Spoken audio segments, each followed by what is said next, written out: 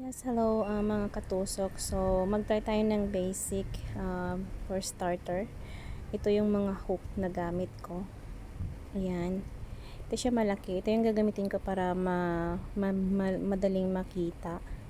Ayan, para madaling masundan. So, ayan siya for yan. Meron din akong 3.5. Meron din akong 2.5. So, dapat meron tayo yung mga numbers. So, try natin. Hugutin muna natin yung dulo. So, ayan. Tuturo ko sa inyo yung paano maggawa ng chain. First, yung slip stitch. Gagawa muna tayo ng kung paano mag-umpisa. Ayan. So, maraming paraan. Kagaya nito. Ito siya yung ginagamit ko. Ayan. Round. Then, in. So, for chain, pwede ka mag-start ng ganyan. Or else, pwede din yung ganito. Para sa mga starter, round your, tapos, ira-round nyo lang, tapos, hihigitin lang yon. Yan. Para makagawa kayo ng parang tie. So, ayan, tutusok yung hook nyo dyan. Then, pwede ka na mag-chain. Yan. Ganyan. Pwede rin po yung ganitong way.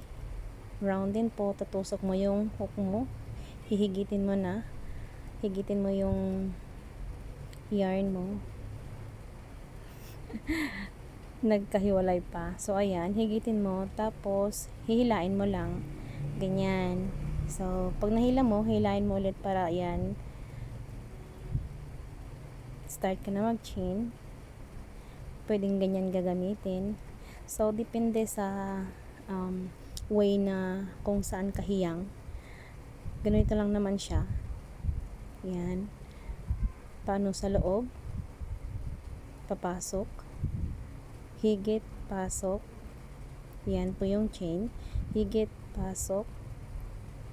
So, yan. Hugutin lang po natin yung yarn, papasok. Parang gumagawa lang po tayo ng tali. O, ayan. Ganyan lang naman po kadali siya mag-chain. So, sa mga starter, ganyan siya. Kung marunong ka na, may bihasa ka na magkaganito, pwede ka na makagawa ng point purse gamit ang chain. So, tuloy natin para mahaba, para mas makita nyo. So, ayan siya. Yan yung basic na ano. So, dapat marunong ka muna nito. Yan kasi talaga yung una-una. Marunong kang maggawa ng chain. Kasi yung susunod dyan is yung single crochet na. So, gagawa tayo ng single crochet. Tuturo ko sa inyo. Yan. Ganyan po yung paghawak ko ng ng yarn. Para mahigpit. Hindi siya loose. Para pantay-pantay po siya yung yung paggawa nyo ng chain. So, kapag gagawa naman ng single crochet ganyan, ganito naman po yung paggawa ng single crochet.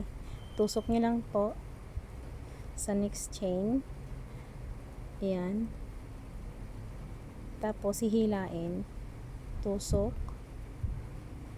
Hugot. Paloob. Hila. Ayan. Ganyan po yung single crochet. Hugot. Paloob. Hila. Ganyan. So, sa mga starter, ganito po yung gumawa ng single crochet. Ayan. Pasok nyo lang po sa, sunod-sunod naman po yan siya na chain. So, pasok lang, hugot, tapos, dalawa. Sa next chain, hugot, tapos, pasok sa dalawa. Single chain po yan. Yan po yung tinatawag na single chain. Masyado yatang mahaba. Paiksin natin. So, ayan mga katusok. Paiksin natin para mas maganda yung pagkakagawa. So, pag sa chain kasi, ka lang, yan, mag-skip ka ng isa. Sa pangalawang chain ka tutusok for single crochet. Tapos, hugot, hila sa dalawa. hugot ng yarn, tapos papasok sa dalawang butas, hugot ng yarn, yan, tapos pasok sa dalawang butas. Ganyan lang po kasimple, tapos sunod-sunod na po yan hanggang sa matapos mo. So sa single crochet lang, pwede ka nang makagawa ng coin purse, marami ka nang magagawa niyan kahit single crochet lang po.